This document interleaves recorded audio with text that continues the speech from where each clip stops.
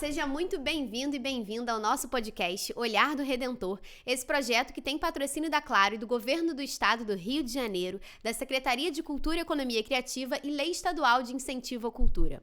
Aqui a gente fala de fé, de história, de tecnologia e hoje nós vamos falar da viagem mais icônica que existe aqui no Brasil, que é a subida para o Corcovado. E para isso, nós estamos recebendo Dona Marília, que é do Trem do Corcovado e vai contar um pouco pra gente dessa história, essa história que já tem mais de 100 anos, acho que hoje a gente tem muito assunto, mas a gente quer começar falando de você, Dona Marília. Muito obrigada por estar presente aqui. Isabela, eu que agradeço aí o convite que você fez para a gente contar um pouco dessa história do trenzinho do Corcovado. É uma história muito bonita, muito linda e que vale a pena aqui que todos conheçam um pedacinho dessa história. Estou muito feliz, é muita alegria estar aqui hoje com você. Obrigada, a gente também está muito feliz. E essa história, né, assim, tem mais de 100 anos e é uma história que se cruza com a história da sua família, com a sua história. A gente pode começar por aí, né? Então, a história do Trem do Corcovado é da época da monarquia. Você veja, é uma história antiga. Começou em 1884, no dia 12 de outubro, dia 9 de outubro de 1884, o Dom Pedro I inaugurou a Estrada de Ferro do Corcovado. Então, é do tempo da monarquia, você vê, é bem antiga. E essa estrada foi a primeira estrada turística do Brasil. Não existia antes. Os trens que subiam eram trens a vapor, antiga Maria Fumaça. Então, esse trem ficou de 1884 até 1910, quando o engenheiro Pereira Passos foi quem construiu essa estrada também. E depois de 1910, ela foi eletrificada, porque antes não existia energia elétrica na cidade do Rio de Janeiro. Então, ela começou a ser eletrificada em 1910. E foi o primeiro também trem elétrico do Brasil. Também essa história também é toda diferenciada. E esse trem teve uma coisa muito importante, uma trajetória muito importante, porque foi nessa geração que durou de 1910 até 1979, que foi a segunda geração, você sabe que foi ela que transportou toda a imagem para a construção do Cristo Redentor. Então, o Cristo Redentor e o Trem do Corcovado estão intimamente ligados. Não se pode contar a história do trem sem falar do Cristo e não pode contar a história do Cristo sem falar do trem. Então, é uma história muito linda, muito bonita e que começou assim. Ele transportou, quando foi em 1900, as mulheres fizeram uma campanha para fazer essa construção. Não teve dinheiro público, era dinheiro todo donativo, particular de senhoras que fizeram essa campanha. E nessa campanha, elas doavam um donativo e davam para a construção. Você vê uma coisa importante, lá naquele museu do Catete, no museu do Palácio do Catete, que antes, aqui naquela época, era o Distrito Federal, era a capital da República, né? Então, lá no museu tem um livro com o nome de todas as assinaturas de todas as mulheres que doaram. Quer dizer, é uma riqueza, né? Está ali. Sim. Todas elas que doaram para lá. E foi construído, então, carregando cimento, pedra, areia, as ferragens, os operários, os engenheiros, todos subiram pelo trenzinho. Então, realmente, foi uma história muito linda e que está bem marcada aqui na história da cidade do Rio de Janeiro. Com certeza. Você sabe que tem uma coisa que a gente sempre repete em todos os episódios aqui, lembrar, né, que teve aquela lenda de que o Cristo foi um presente dado da França e isso se perpetuou, assim, e a gente sempre faz questão de falar, todo mundo que vem aqui reforça. Não, isso é brasileiro. É verdade. O Paul Londowski, ele fez ali a parte só mesmo das mãos, aqui, mas foi tudo fabricado aqui no Brasil, aqui na cidade do Rio de Janeiro. Com envolvimento de várias famílias, sim, né? E das eu mulheres. Te falei, das mulheres, envolvimento. Cardeal Dom Leme, que era naquela ocasião o cardeal, ele é que administrou tudo isso. Então, foi a igreja realmente a responsável pela construção ali do monumento ao Cristo Redentor. E antes de ter o Cristo, né, que você falou, o trem é de 84, o trem é de 1884 e o Cristo é de 1931. E ele começou a ser construído em 1926, 25, 26, levou 6 anos essa construção. E essa construção veio, por exemplo, o revestimento dessa construção são pedrinhas de pedra-sabão, são triângulos de pedra-sabão, onde as mulheres escreviam o nome atrás das pedrinhas e foram coladas lá. Aí pergunta, por que de pedra-sabão? Porque a pedra-sabão que veio de Minas, ela tem um impacto, ela segura o impacto do vento, da chuva, sabe? Porque lá o vento, lá em cima, são rajadas de vento assim, bem violentas. E a pedra-sabão segura isso aí, dá um impacto e segura um pouco também para não deixar deteriorar. Sim, né? Então é muito importante. A condição climática lá em cima é diferente, né? Mas antes de ter o Cristo, o trem já funcionava como turismo também? Em 1884, porque antes não existia ainda nada de trilho nem nada. Dom Pedro II não existia, era uma trilha. Ele subia a pé ou a cavalo, muito bem, mas não tinha. Quando fizeram o trem, quando fez a trilha, ele já se tornou, a partir de 1884, o primeiro trem turístico do Brasil. Então, ele já era turístico em 1884, mas muito precário. Não tinha grandes passageiros, quem dirigia ali o trem, às vezes subia, às vezes não subia, dependia da vontade dele, do motorneiro. Ele morava, inclusive, na estação do trem do Corcovado. O maquinista, o motorneiro, né, que ele morava ali, entendeu? Então, ele às vezes chegava, não, hoje eu não vou, o trem não vai subir. Não tinha aquela rotina de transporte. E nem o fluxo que não passou tinha, a ter não depois tinha. Subiam 20 pessoas por dia, né? Mas, assim, hoje a gente está colocando por ano 1.300.000, 1.500.000 passageiros por ano. É muita gente. Pelo trem do Corcovado. Então, é uma diferença bem grande, né? Bem grande mesmo. Aqui a história, se eu for contar, em meia hora nem dá, Isabela, para a gente falar. Tem tanta coisa bonita e tanta coisa inovada, tanta novidade para contar, mas isso a gente tem que ir fazendo aos poucos para vocês irem conhecendo, porque é muito linda. A história do trem do Corcovado é muito linda mesmo. E para você, pessoalmente, na sua história, como é tá no trem, né? Como é essa relação tão íntima, né? Assim, eu estou lá desde, efetivamente, dirigindo mesmo a empresa, presidindo a empresa, desde 1999, 2000, quando eu assumi. Mas o meu marido começou em 1984, foi quando nós assumimos a concessão. A concessão, nós estamos lá há 41 anos também, né? Quando a Estrada de Ferro completou 100 anos, que ela pertencia à União, era uma empresa da Coordenadoria das Empresas Incorporadas ao Patrimônio Nacional, a sigla CEIP. Então, era ali que pertencia. Mas ela era deficitária, eles não conseguiam realmente administrar aquilo de forma que desse, estava dando prejuízo. E aí eles resolveram fazer, então, essa licitação. E naquela ocasião era um arrendamento. Quando a gente pegou logo, era um arrendamento. Hoje é uma concessão. Entendi. Então, são mais de 140 anos de história, né? Rumo aos 150. Isso. Com muitas memórias. E depois, por conta disso mesmo, dessas histórias todas, dessas inovações, você imagina, nós estamos com a 4ª geração super, hiper moderna, nova de trens.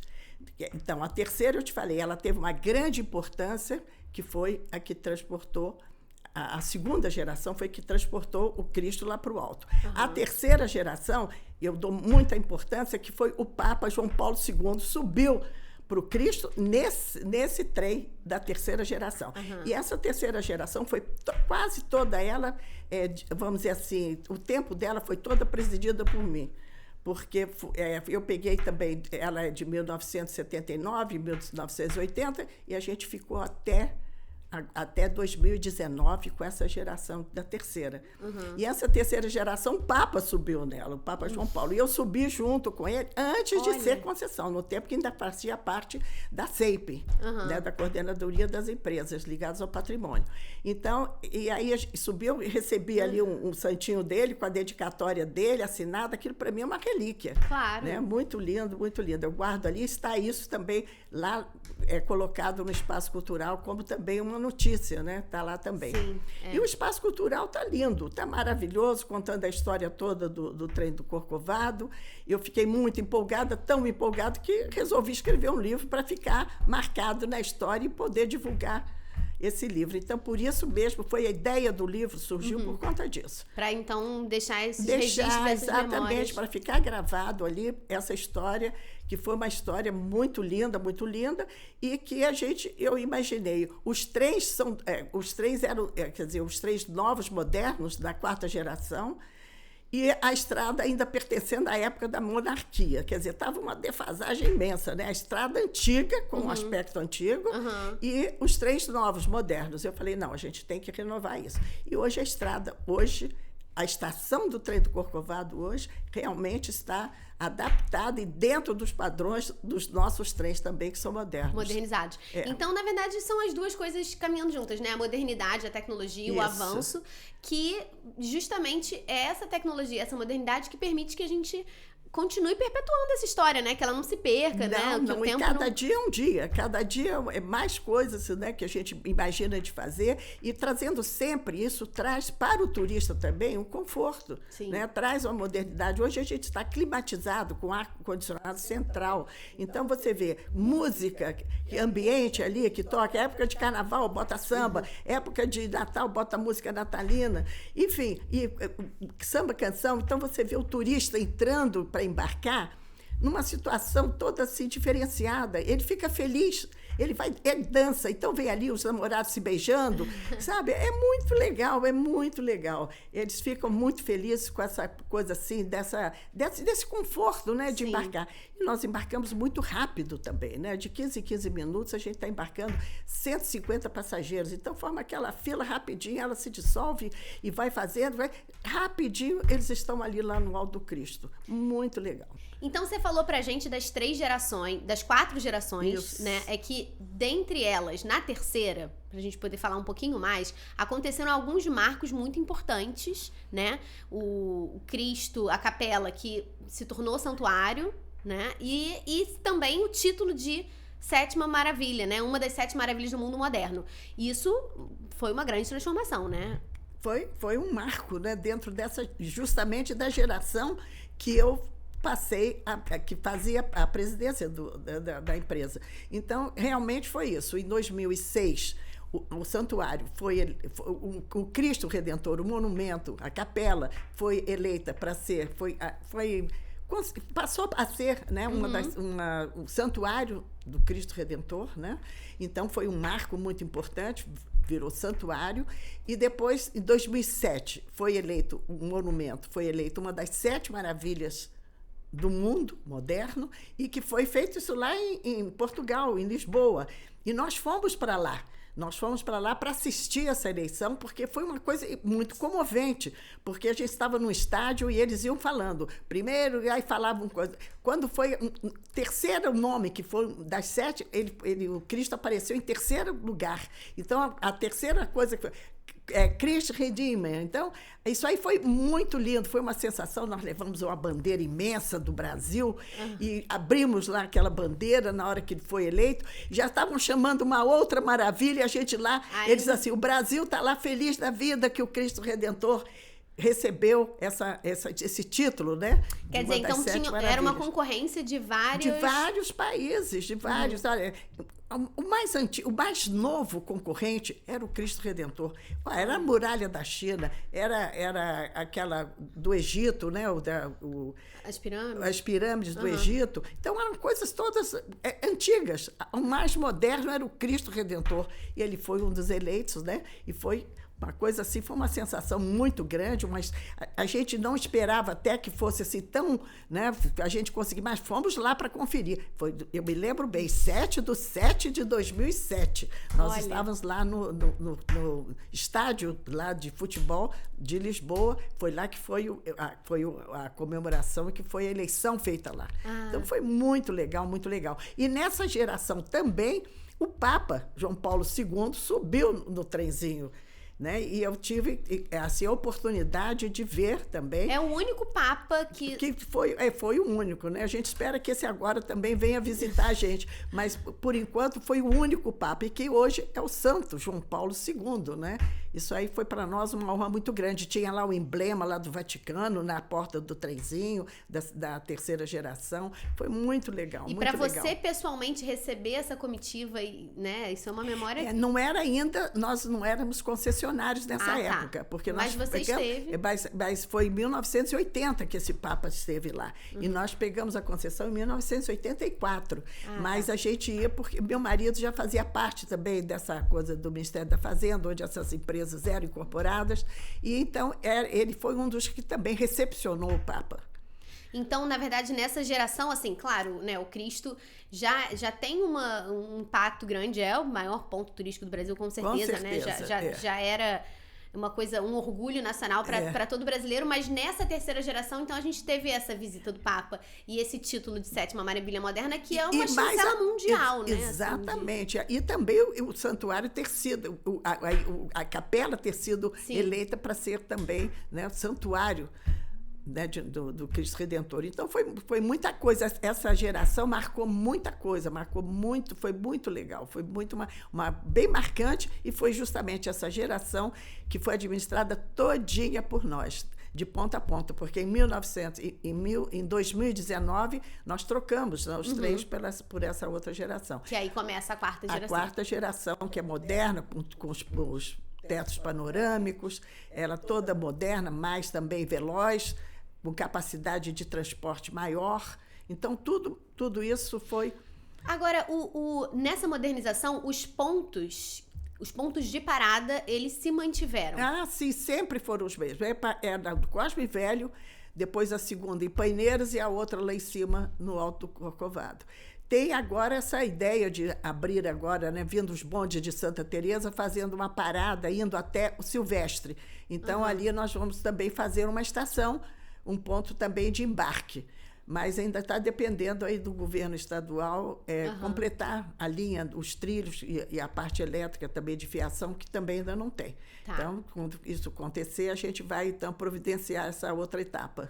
A gente começou falando que o fluxo inicialmente lá era um volume bem menor, e agora a gente tem esse volume agora está com esse enorme. Volume, exatamente. 5, 6 mil pessoas por dia que a gente consegue. Quando começou lá atrás, que eu te falei, eram 20 passageiros que subiam, né, que era vapor. Então, é isso. E em relação a esse volume todo, né, a gente recebe várias pessoas do mundo inteiro, né? Sim, todo. Curiosidades, assim, são mais brasileiros ou mais pessoas internacionais? Não, a gente tem quase pau a pau, sabe? Mas a gente tem mais ainda brasileiros frequentando. A gente ainda está com o turismo externo, ainda não está muito bem divulgado, e a gente espera que sejam, né, que eles não inventem ficar pedindo visto de estrangeiro para entrar para aqui. Isso não faz sentido, né? A gente tem que abrir as portas para o turismo vir, porque é o que dá renda para o país, para a cidade, para o Estado. Sim. Enfim. E apesar do Cristo ser, né, a figura de Jesus ali, né, o Cristo Redentor, não é um turismo que se limita à religião católica, né? Pessoas mas o apelo religioso é muito forte, isso não tem dúvida alguma. O apelo religioso é muito grande. Mesmo que não sejam pessoas católicas ou que sejam de outras religiões, eles vêm e eles têm aquele respeito, porque eles sentem a força que é. Sim. A verdade é que existe essa força emanada lá de cima. Começou a falar de como o turista já vai vivendo essa experiência toda no trem, já vai se sensibilizando, já vai, né, cada vez mais com modernidade, vivendo essa experiência, e chega lá em cima com emoção, né, assim, é muito grande, é muito grande. E a viagem por dentro da mata, né, da floresta da Tijuca, é muito linda, vai toda ali, chega uma hora ali, depois de Paineiras, abre um clarão na mata e você avista toda a parte da lagoa, que eles chamam a curva do Or, porque o turista chega ali, na subida, passa Paineiras, quando ele vê aquilo, se abre aquele clarão, e aí ele diz, ele, sem querer, já dá aquela exclamação, então aquela foi gravado e ficou a famosa curva do Ó, que é a vista dos jardins. Então você pega a Lagoa, pega o Jockey Club, pega Copacabana, Ipanema, Leblon, enfim, você pega toda aquela zona sul do Rio de Janeiro, lindo, lindo, lindo. É uma coisa diferente que só mesmo dentro do trenzinho do Corcovado você consegue visualizar. Sim.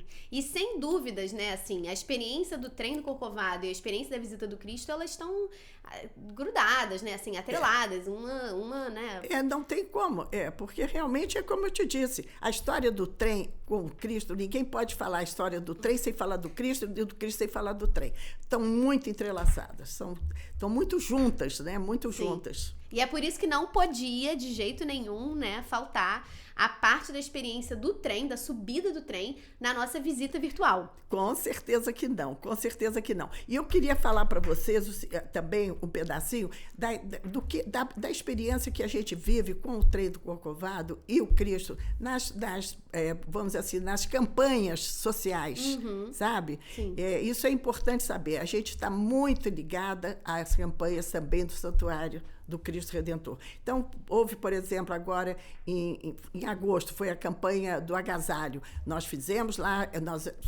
nós fomos ponto de coleta, e nessa coleta a gente dava para o turista, se ele viesse visitar e trouxesse um agasalho, ele teria um desconto, um abatimento para a subida de trem. Então, isso também incentivou muito, muito, muito, muito. Mesma coisa agora na campanha do Dia das Crianças, em outubro, que também a gente participou também efetivamente, estava lá. Sabe? A gente faz parte também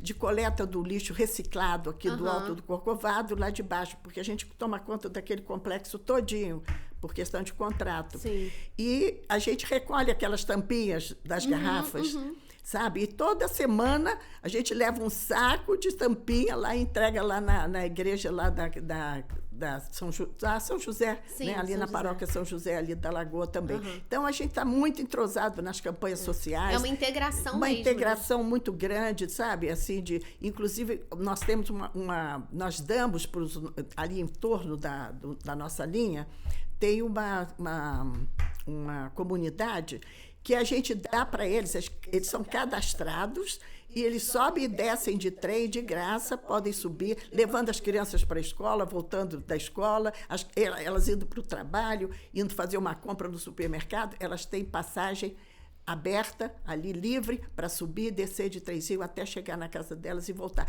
Então, a gente está muito também entrosado com essa área social também. Sim. Né? Que é muito importante, né? Muito a gente sempre importante, fala, o Cristo, lá do alto, ele consegue ver todas as necessidades, né? E aí poder trabalhar para atender essas necessidades todas é muito lindo. Verdade. E você gravou com a gente, né? A senhora faz parte da visita virtual no trem. Foi verdade. Que o nosso objetivo aqui no Olhar do Redentor é justamente, eu acho que a gente, de maneiras paralelas e parecidas, a gente trabalha com o mesmo objetivo, assim, que é de levar pessoas para o Cristo. Na verdade, o trem leva fisicamente, né? Percorrendo todo esse caminho, proporcionando toda essa experiência até fisicamente o Alto do Corcovado, e pelo Olhar do Redentor, pela visita virtual, o Cristo também vai ao encontro das pessoas, só que pela tecnologia, né? Pela tela. E pra gente é muito importante ter sua participação ali, né, no trem, e proporcionar realmente para as pessoas, para os visitantes, pessoas que muitas pessoas, né, não podem realmente fazer a visita por questão de mobilidade ou por questão em outros lugares do mundo, e não vão perder o trem, né, não vão perder essa experiência, esse caminho, porque temos você, né, temos o trem ali fazendo parte. Isso é uma grande alegria pra gente. Dona Marília, foi muito bom estar aqui com você, receber, trazer mais informação. A gente sempre fala também que mais do que trazer a visita virtual, a gente também tem o objetivo de trazer essas histórias, essa memória, né? Dar acesso não só a experiência em si, mas também a toda a informação, claro, né? Toda essa lembrança que a gente consegue resgatar através desse projeto. E você hoje colaborou muito, enriqueceu muito o nosso conhecimento. Muito obrigada. Eu fico muito feliz de poder estar aqui também participando disso, falando um pouquinho, que é com muita alegria que a gente fala do trem do Corcovado, do Cristo, e sempre tem coisa nova. Se a gente passasse o dia inteiro aqui conversando, tinha assunto para o dia inteiro para contar. Então, eu fico muito feliz e agradeço essa oportunidade, Isabela, de estar aqui com você, foi muito bom.